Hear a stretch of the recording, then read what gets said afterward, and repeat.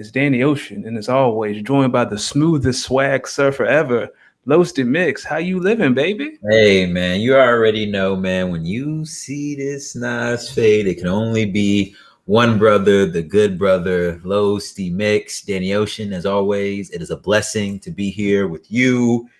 I'm ready. Let's get into it. Hey, all right. Before we do, just remember that this show is sponsored by goingfor2.com. Head over to goingfor2.com for all your daily fantasy advice, all your yearly fantasy advice. We're over there pumping content every day. Get you right. Hopefully you had better luck than we did this weekend for the NCAA tournament. Did you put any money down on any teams? Man, no, and I'm glad I didn't. Yeah. I'm glad I didn't. All I did was make one bracket that had Virginia Tech going all the way to the national championship to fall just short of Gonzaga. And boy, was I wrong. Boy, was I wrong. I mean, you know what? Atlantic Coastal Conference, ring, ring, knock, knock. I'm knocking at your door. What did we do? Syracuse? I mean, really? Syracuse people? And Florida State. Don't forget Florida State. Class of the ACC. And Florida State. They're still in it too, right? Florida State won the other night. Oh, excuse me. Syracuse and Florida State? Really? Atlantic Coastal Conference? Really? Duke? UNC? Virginia Tech? I'm looking at you, man. As always, I forgot to mention, if you talk in the chat, we'll chat back. But yeah, dog, I had UVA in the Final Four. I had them losing to Ohio State in the Final Four. So it's that Jesus. What's up, Jay? Nah, that's Dirk, baby. But it might as well be Jesus shooting behind me. Same dude. It's the same dude. Hey, that's funny. So let's talk about the NCAA tournament. So the first two rounds have wrapped up. The only COVID interruption we really had was VCU having to forfeit to Oregon. Other than that, like, what are your overall takeaways from the first two rounds of the NCAA tournament? I think there might be an East Coast bias going on in some of these seedings. Because did you notice that a lot of these West Coast teams, they was putting the business on some of these East Coast teams who were ranked higher than them? I was noticing that. But overall, I mean, the ACC, for one, really disappointed me. I'm just, as a man who firmly believes the ACC is the best basketball conference in college basketball, I have no argument for us this year because, like, you know, a good number of our, you know, even the top teams, like, you know, UVA, I mean, honestly, UNC, I thought, was hitting their stride at a really good time too. So I, you know, on top of Florida State, and obviously I didn't see Syracuse coming, but you know, some of these other schools, I mean, we just let some folks down. So that's my biggest takeaway. But I still think Gonzaga is the class of the tournament. I still have them locked in to win it. They were actually the winner of my bracket, so technically it's not busted completely. Okay, that's fair. I have Michigan. We're still alive. I have Michigan winning it all. I had Michigan beating Ohio State. I'm still not a believer in Gonzaga. I never will be until they prove me wrong. My biggest takeaway. How you believe in Michigan basketball more than Gonzaga basketball? Because Juwan Howard was about to fight a kid on the court 2 weeks ago. That's all I need to see. Man, let me tell you something, man. If there's one thing, and maybe it's my Michigan bias, no disrespect to my Wolverine friends out here, but if I'm being honest with you, Michigan has a history of choking up the joint, football and basketball wise. Now, take that as you may. Maybe, you know, I know the old head's going to be coming at me, but, you know, they got a history of choking, especially in the last maybe quarter century. Hey, no. Gonzaga has the same track record. Adam Morrison. Oh my gosh, here we go. Adam Morrison. Here we go again. Adam Morrison. That's all. Okay. Every time someone starts hyping up Gonzaga, Adam Morrison. That's the retort forever and ever. Amen. Until the books close. Let me ask you this, because my wife and I were watching some of the games, and she mentioned, she was like, do you think that whoever's crowned champion would be viewed differently because of COVID? Like, is it the bubble ring, right? Like, is this the COVID ring? First off, I don't believe there's an NBA bubble ring. for one. Only one team's ever went into an NBA bubble and won it. It's the Lakers. Start with that one. I don't think this one should have an asterisk by it either, because the only difference is instead of going from, a true West Coast game to a true East Coast game, I mean, everyone's just playing in Indy, but it doesn't really matter. I mean, I don't really think, I mean, I know COVID has maybe affected like the way, some of these teams, maybe how their season maybe played out in terms of games they've played, how many games specific players played. But I mean, overall, a lot of these teams were given the same range, same bottom level number of games, I believe, when the committee was looking at it, that they had to have hit to be even considered. So, no, I don't think there's any asterisks behind it. If anything, this will be viewed as one of the harder championships to win because you did it despite COVID, which I don't understand that, but whatever. I don't. Let's see if the championship game is like Oral Roberts versus, I don't know what other random school. If it's like a 15 and a 14 for a national championship because they navigated COVID better than anyone else, I mean, I'm kind of going to look at that a little differently compared to Gonzaga, Michigan. But think about it though. If you were a 15 or a 14 team, that means you're beating better seeds than you. Teams that most of America, other than your fan bases, that the committee who judge college basketball, they looked at this team and said, on paper, this team is better than your team. So they would have had to been beating better teams. So what's bubble about that? You're beating better teams. You weren't favored. Oh, I think context. So let's look at UVA, right? Like UVA had a COVID case like a couple weeks ago. They haven't gotten a chance to practice. So when you saw them the other night, that's the first time they've been on the floor together playing basketball in like 2 weeks. Like that makes a difference. But everyone had the same condition. That's true. UVA just got it at a bad time. Like there's not a program, and I don't even want to. If we have a research department, can you hear me? we not there yet. I don't think there was a single basketball program in America, professionally or college-wise, that has not dealt with the COVID bug in some way. Like everyone's going to have to deal with it at some point. It's just a matter of when. It's literally a ticking time bomb of when. And UVA's time bomb just went off at the wrong time, But some teams, like, what about the teams that went through it like early in the season, started off in a rump and found a way to get it going and end up making it to the tournament? What are you going to tell them? I will say I haven't had this much fun, and maybe because we didn't have a tournament last year, but I've had so much fun watching games this weekend. Like I was just locked in. I couldn't do anything but watch games because they were so interesting and everything was coming down to the wire. There were some pretty good games. I will say there, I think the pressure of the tournament all being in one kind of vicinity. It's not all, they're not all being playing the same game, but in the same vicinity, you like feel the pressure. I think there's a real playoff-esque feel like to all these games. So, it's just like a bubble ring, a COVID ring. I wish I would call it. If you're you're a mid-seeded team. Say you're like a Florida, right? Say you're a Florida who goes on to win the national championship. They're like a 7, 8, 9, 10 seed, or something along those lines. You want to tell them that that's a bubble ring because they dealt with COVID and they were in they're in a decently viewed conference. So, it could be Florida, it could be Oral Roberts. You had to go into the tournament with COVID at stake, which means you held COVID off for at least 3 weeks, right? 3 weeks. I'm here for an Oral Roberts champion. I'm not saying all that. I'm not saying all that. I'm here for chaos. Whoa, time out. I'm not saying we need an Oral Roberts national championship. I didn't say that.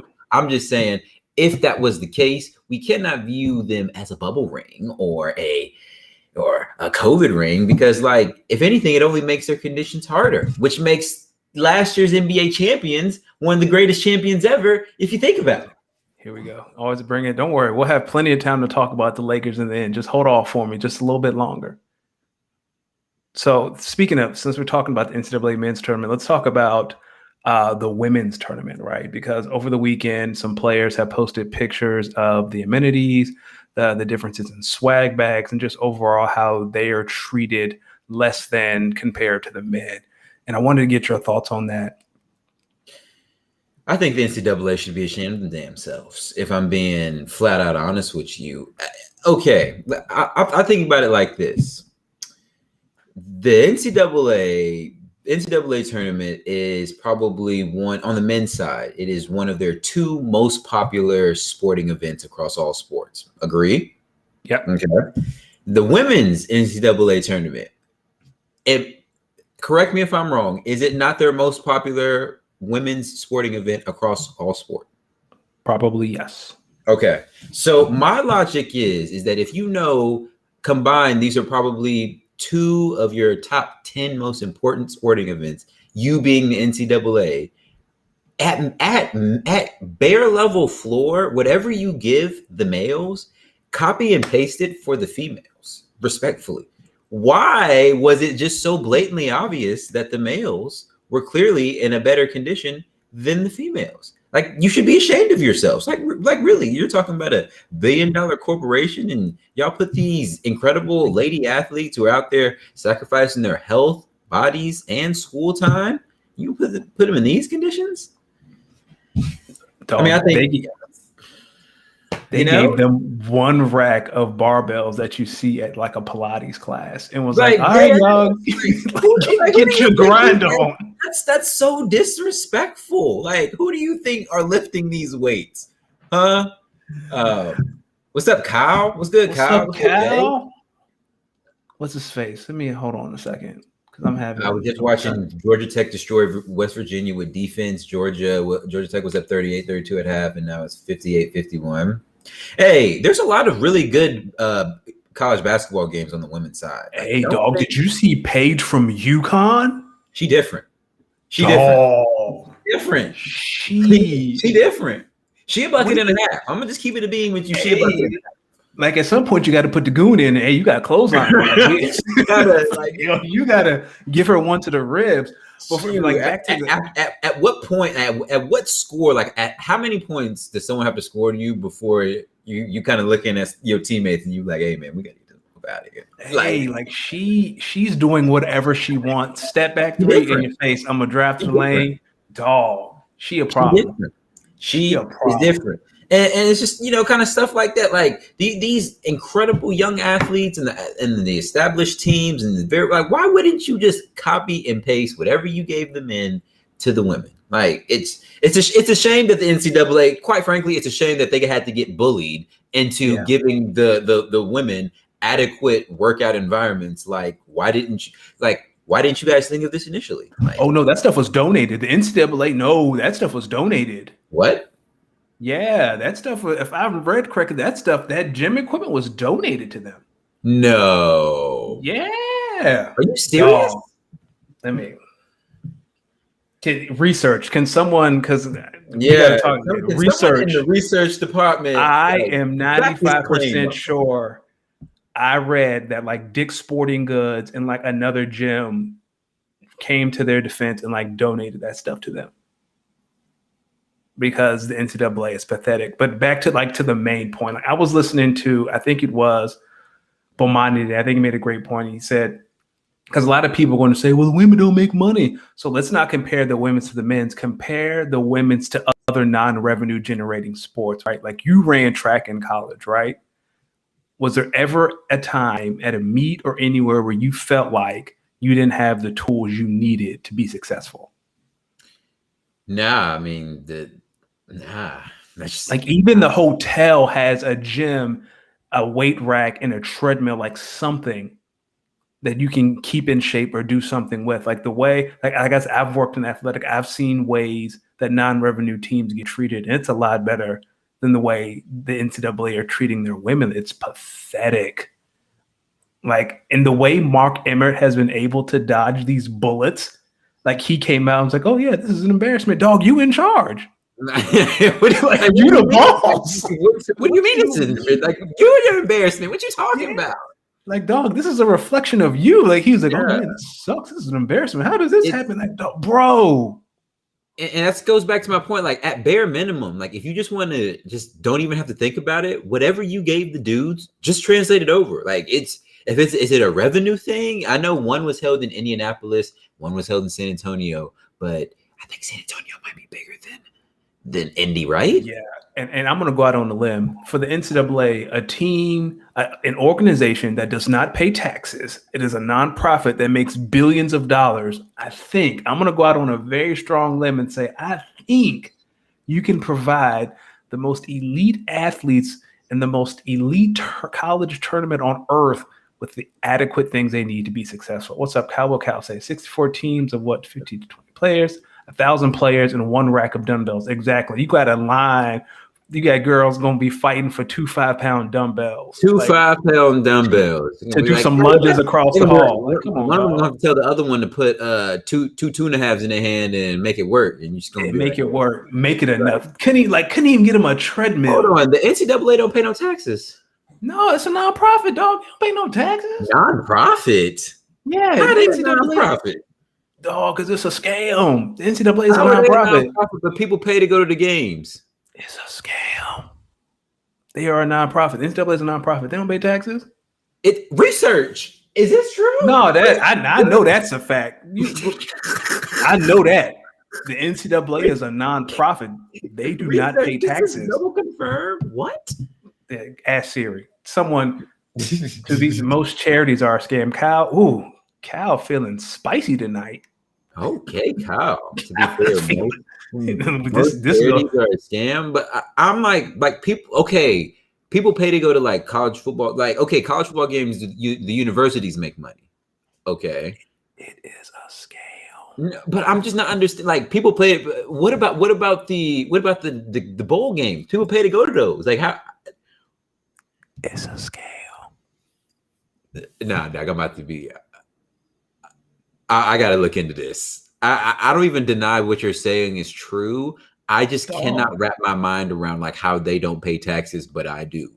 I'm a damn nonprofit organization. How are they a damn nonprofit organization? You generate billions of dollars off the backs of non-paid athletes, and you don't have to pay a penny in taxes. You talk about the greatest scam ever. All in the name of integrity, right? Like, it's all on the foundation of integrity and amateurism, and you don't pay a dime in taxes. It's the greatest scam ever. It's Cruella de Vil. Thanos couldn't top the level of evil tree that the NCAA gets away with. I am nonprofit, baby. That's the way to go. Okay. Okay. Interesting. Okay. I gotta let that one sink in and let it marinate. I don't. Yeah, dog. It hurt. Okay. What? And to think it.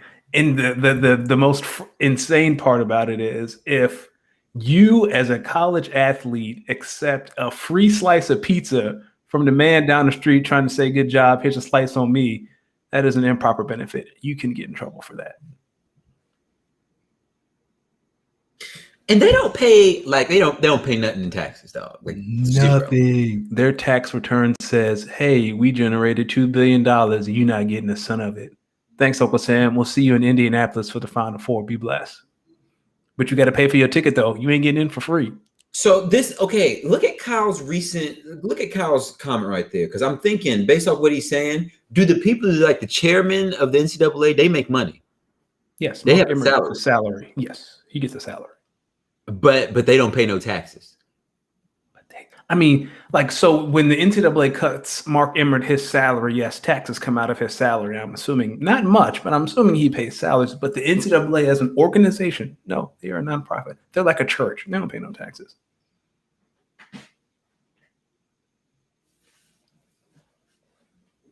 I feel like we could just end the show right there. They don't. Hey, yo, like. Next question. I gotta let this. I don't know what to say right now. Are you dead ass? Like, are you dead ass right now? Let me Google this right now. America. NCAA don't pay no taxes, and I pay taxes. Yes. America. I am a nonprofit organization. I am a nonprofit organization. I pay taxes. Yep. They are a 501. So the NCAA relies on its tax-exempt status to maintain favorable treatment. They do not pay taxes. America.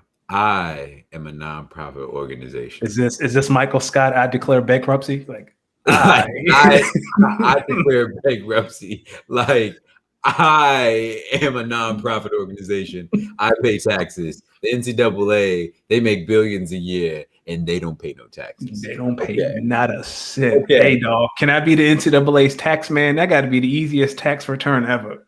Son, he just clock in, clock out. He just walk in, walk out. He write on the post-it billions. I owe you zero. Wow. They don't pay taxes. So let's transition to basketball while you gather yourself. LaMelo Ball fractured his wrist. He's out for the year. He's only played 41 games. Is that enough to secure him Rookie of the Year?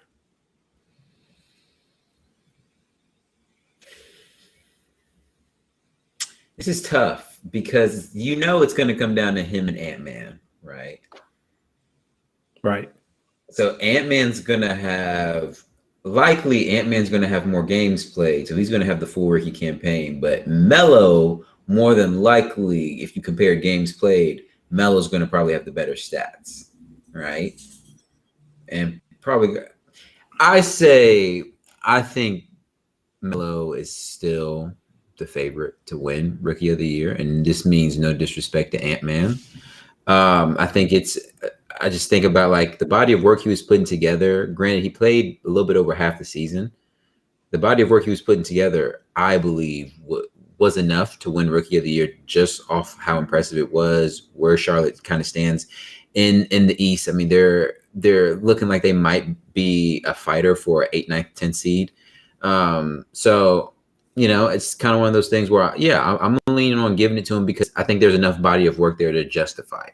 Versus like a Ben Simmons, Donovan Mitchell thing where, Ben didn't even really play. He technically wasn't a rookie. Like, I think this is more one of those. I don't think it's as controversial.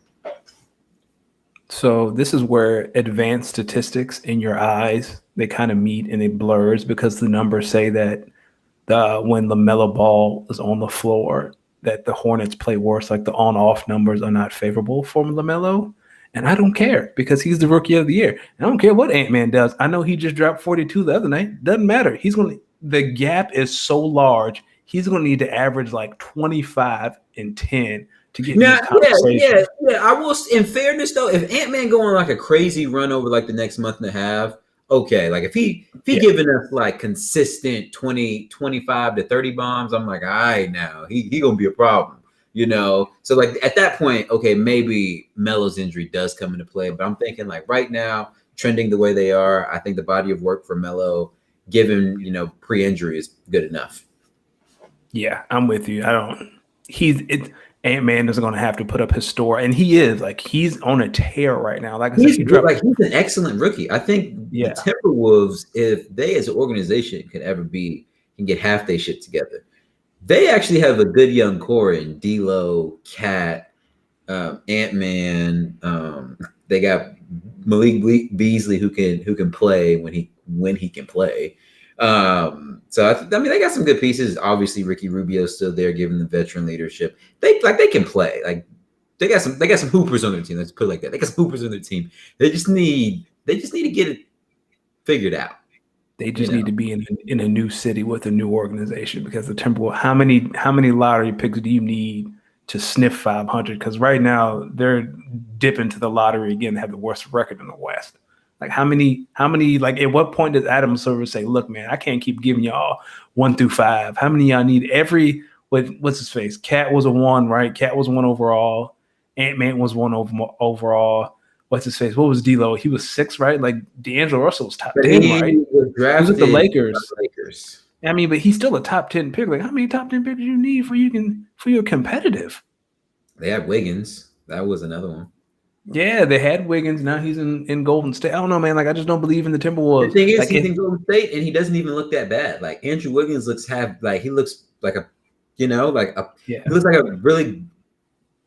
a good fit for the Warriors. What they're trying to do, I guess. I always feel bad for him and Anthony Bennett, right? Because they were just part of draft classes that weren't good. So they would someone was like, all right, we'll just pick you number 1. And now like they haven't lived up to it and they get slandered. It's like, dog, not everyone every year is not going to be game changing. I just always felt bad for Andrew Wiggins. Sorry. Yeah. I mean, he got traded for LeBron, and then Bron kind of did him dirty for that, but it is what it is. And that's LeBron. LeBron, the GM. Totally different sport, but Connor rookie season, he only played 45 games due to injury, and while he was clearly the best rookie, he didn't win Rookie of the Year. Cal, what sport is that? I am not familiar with that sport. Is that soccer? Is that lacrosse? Yeah, I thought it sounded like football, but yeah, I don't want to be judgmental there. Hey man, that was my first love. I played for like 12 years. Really? Your boy was hockey. I can never really get into hockey. Like, I can watch playoff hockey. Well, that makes sense because Kyle was the one who was telling us about. Yeah. But Kyle said he was from Sacramento, wasn't he? I mean, they have a team in Sacramento. They do have the Kings, isn't it? No, that's LA. No, that's the LA Kings. Yeah. But you know what, Kyle? Since you're such a good, I'm gonna get into hockey. I'm gonna start watching hockey. Like I said, I watch playoff hockey. You can feel the energy. Canada, that's right. I'm sorry, Kyle. My bad. And then I like watching playoff baseball because I can't watch regular season baseball. It's too. I love me some playoff baseball. Yeah, October baseball is a whole lot better than July baseball. Oh yeah, this opening day baseball is getting ready to kick off here in about the next week. No, sorry, Bob. I won't be watching a lick of it. You want to hear something funny? My homie, and one of my fantasy leagues hit us up and was like, "Hey guys, we're about halfway through the fantasy basketball season. Anyone thinking about maybe starting fantasy baseball?" I was like, "No." I sent him the conceited meme. I was just like, "No." Fantasy basketball is already a grind. I can't do fantasy baseball. Nah. I just need something smooth sailing into football. I'm probably about to get on my $1, $2, $5 parlays. Hey man, you might hit. But for all those who do want to play fantasy baseball, head over to goingfor2.com and get your daily fantasy baseball needs. Hey, holla at me. All right, now let's talk about these Lakers, right? Yeah, let's transition to you dropped his name a few times. So LeBron's ankle out indefinitely. How much trouble are your Lakers in? We need help, America.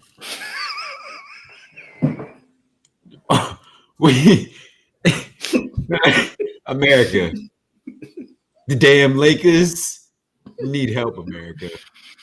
I mean, I know the people, the current members on their team, America, don't get me wrong, they can hoop. But America, we need help, America.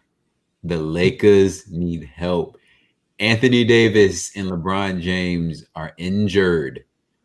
See, most of the time when anyone else get injured, I just be like, hey, we got LeBron. We got AD. We good. We can fill some deficiencies. America, we need help. We need help. We, as Lakers fans, are at a new low. Now, I'm not talking about as low as we were in those 2010, 11, 12, 13, 2013, 14, 15, 16 years when now we ain't that bad, America. But we are at a new low for this LeBron era. There is no AD, there is no LeBron. And there are members of Laker Nation out here who are saying that the Lakers can acquire Malcolm Brogdon, Victor Oladipo, and all we have to do, trade Jared Dudley and a bag of chips. America, we need help. We are delusional. We are not thinking straight. We aren't seeing the clear path ahead of us. We as Laker fans are out here doing and making up anything, praying by God that by some means Rob Pelinka pulls off a miracle trade by having to give up a little bit of nothing. So America, please help us because we as Laker fans are delusional right now. But me as the optimistic Laker fan will say this, that the trio of Dennis Schroeder, Montrezl Harrell, and Kyle Kuzma will not lose us many games. Shit.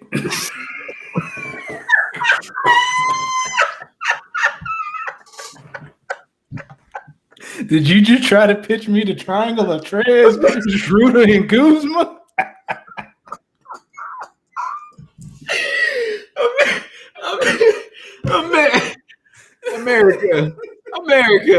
America, the trio of Dennis Schroeder, Montrezl Harrell. Hey, dog, just go ahead and throw Caruso in there, too. Kyle Kuzma not lose us that many games. Let me tell you something, America. Mark my words, LeBron James will only be out 3.5 weeks. My God, I have heard it all. I don't know when Anthony Davis is going to come back. I think he might take longer than LeBron. That is how crazy that shit might be. America, we need help, America. We as Laker fans need help. But I'm telling you right now, America, I do not believe the trio of Dennis Schroeder, Kyle Kuzma, and Montrezl Harrell will lose us that many games. And it's going to start tonight when the Lakers play the young team that is the New Orleans Pelicans. America, I'm calling it tonight that this trio will win. And you know what? Go ahead. Take it all the way. We're going to win by 6. We're going to win by 6. Okay. But America, this doesn't change my point. We as Laker fans, we need help. We are delusional right now. If you know a Laker fan, just tag them, hug them, and tell them it's okay. Everything's going to be all right. Because I wish I had someone telling me that right now. We ain't got LeBron. No AD. Nothing makes me happier than to see Laker fans squirm because y'all deserve it. Because y'all get everything. But y'all done had Luka all season, and y'all don't act like y'all somewhere. Don't act like y'all deep up in these Western standings. With y'all 6th, 7th. We're 8th right now, and see, Kyle is here to comfort you. It's okay. Everything is going to be all right. Kyle. Thank you. See, so Kyle, it's okay, Kyle, because the Mavs and the Lakers might be playing in the play-in game come late May.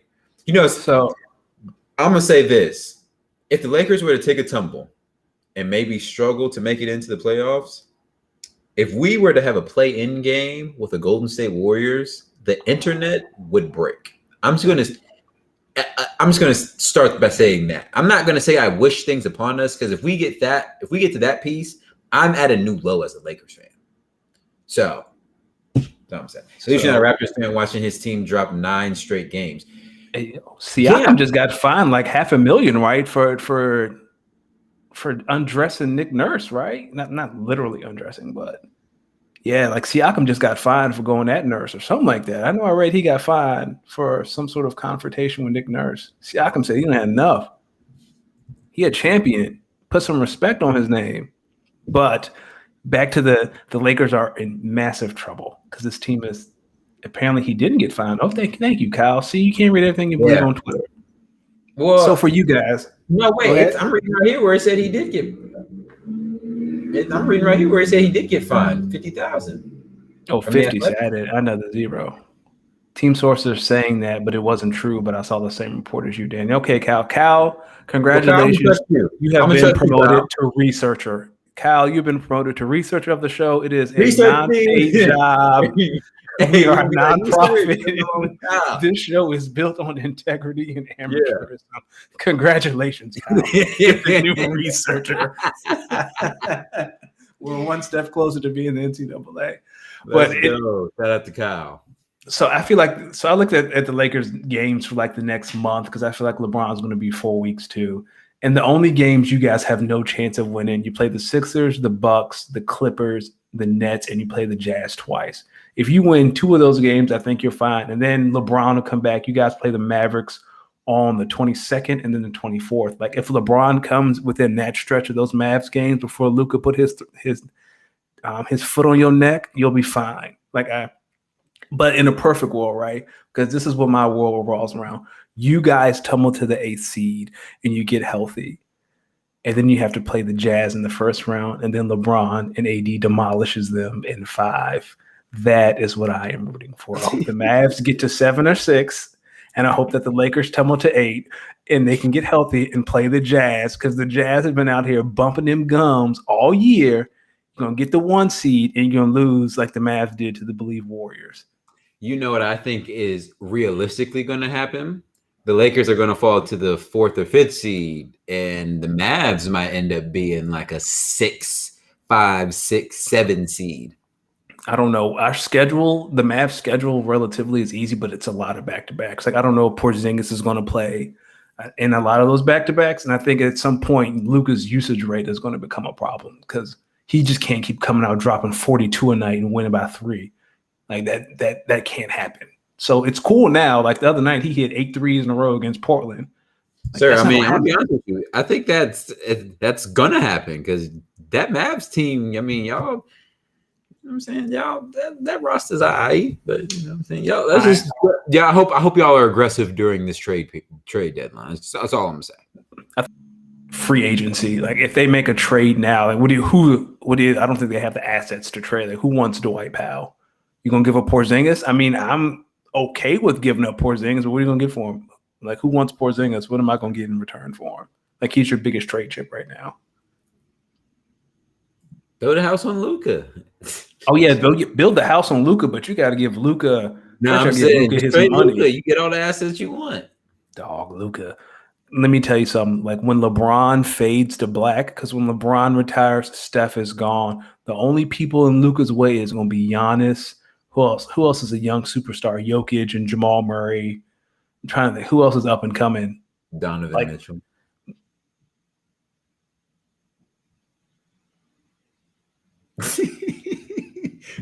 Hey, Donovan Mitchell's a hooper, though. He a hooper. There's a difference between a hooper and a superstar.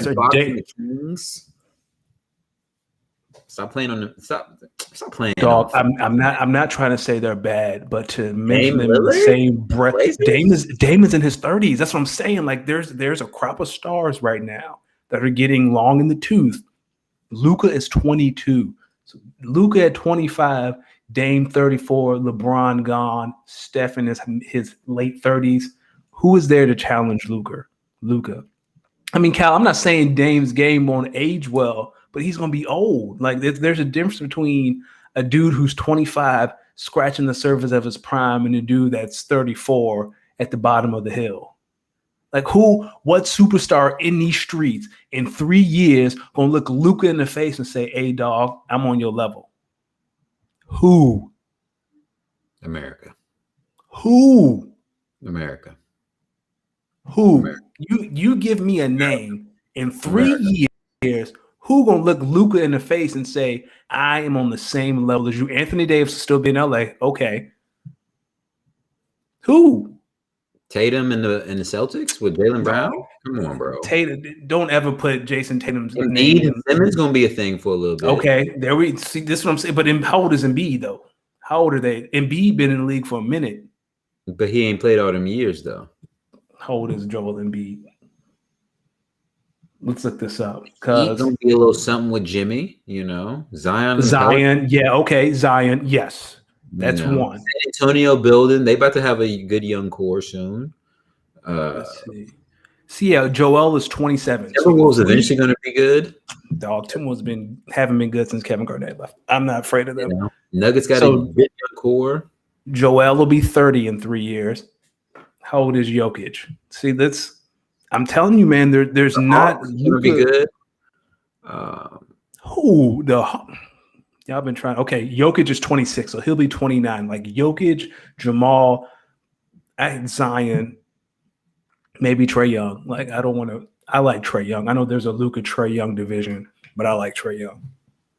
Jason Tatum. Okay, I'll throw Tatum in there. I'm not gonna throw Jalen in there. Tatum's in there. What? But they both were all-stars. What? Dog, we don't count all-stars. Legitimate hooper on both. Is he a superstar? Yeah, he's a hooper. Is he a top 3 pick in any NBA draft? He is not. I think if they would redraft, a lot of teams would take him top 3. I mean, if a lot of teams are redraft, they take Luka number 1. Hey, I mean, I don't know. Some teams might still take Trae Young number 1. And then their GM should be fired. immediately. I mean, Canadian RJ Barrett, dog. He Talk plays to me for the about those Knicks. Knicks, Kyle. Yeah. Holler at me about those Knicks, No, we Kyle. not. The Knicks have not entered the chat. The Knicks are outside Holler at me waiting about to the get Knicks, in. Kyle. Yeah, Kyle. What Yeah. what has RJ Barrett done to make you think, you know what? Yeah, he remind me he does something Luka does. He on the same level as Luka. Nothing. I'm telling you, dog, 3 years. Like the league is on notice. Y'all got 3 years before Luka come and say this is mine. And that go for Giannis too. Because he can't shoot. I really think you told me 3 years ago, 2 years ago. No, this is Luka's 3rd year. Okay. So you definitely, I believe you were telling me this in 2019 Okay. and 2020. Maybe. Fine. 2 years. Like, how about instead of putting a time limit on it, I was like this. When LeBron says it's over, Luka will say, okay, that's fine. I got you from here. Go play with Bronny. This is my league now. And in the same breath, Mark Cuban, do not mess this up. Pay that man and build a team around him. So he doesn't want to leave and go to the Lakers. Such an ocean of knowledge. Yeah, Kyle, you not only are you our researcher, you are our hype man. Congratulations. You got but my thing about that is yes, I agree that Mark Cuban will make an easy decision in paying Luka. But it's then I think it then becomes the cheap man's game of, okay, well, who can we really surround him with that's gonna be able to fit in the salary cap for one, and two is gonna fit his playing style. But they got some pieces though. I believe. I mean, they got a good coach. They got a good GM. I think Mark Cuban's he's not a dummy. He's not a dummy. Kyle, we're a nonprofit. I'm sorry, we can't pay you. We're built on amateurism. Sorry. We're a 5013C. We don't pay taxes and we can't pay you because if we pay you, then we got to pay taxes. I'm sorry. The NCAA really does not pay taxes? No, dog, they do not pay taxes. They are a nonprofit. They are in the same breath as a church. America, next week, I might have some words for this. Dog, I told you, man, it's a scam. It's a scam. Y'all really out here in these streets trying to tell me Luka not going to take over when LeBron. Y'all crazy. All you'd surround that man with defense and shooters like LeBron in Cleveland, and it's a wrap. That's it. That's it for the league. I wish Giannis, he wanted to sign a Supermax. Have fun losing in Milwaukee, dog. You could be in Dallas next year playing with Luka, getting all the alley-oops you want. You can't shoot. It don't matter. Luka's game was perfect for you. But you want to, all right, man, go lose to Chris Middleton. Now, but in about 2 years, someone's going to request a trade that likely we're going to be like, oh, okay, it might be Giannis. That's true. Get your while you can. He's right. Get the Supermax and worry about the rest later. That's fair. Do you have anything else for the people? This was fun. No, this was fun. People, you already know, man. You can find me on Twitter, on Instagram, on Twitch at Losdeemix. That is at LOSDEEMIX. You already know when you see this wavy Nas fade. Peep it, people. Y'all see this? I don't know if they some people say it's the Indian. I call this the Atlantic Ocean. But you know, when you see this Nas fade, there can only be one brother, the good brother, Losdeemix, signing off. I love you guys. I love you all. Go Lakers, go. We not gonna be that bad, baby. As always, this show is it's brought to you by goingfor2.com. Shout out to our researcher / hype man, Kyle. The check is in the mail. As soon as the government says we can pay you, that's it. D, let's say goodbye to the people. People, you know, it's all love, all good vibes. I love you because you are my guys and gals. Peace. Ricky.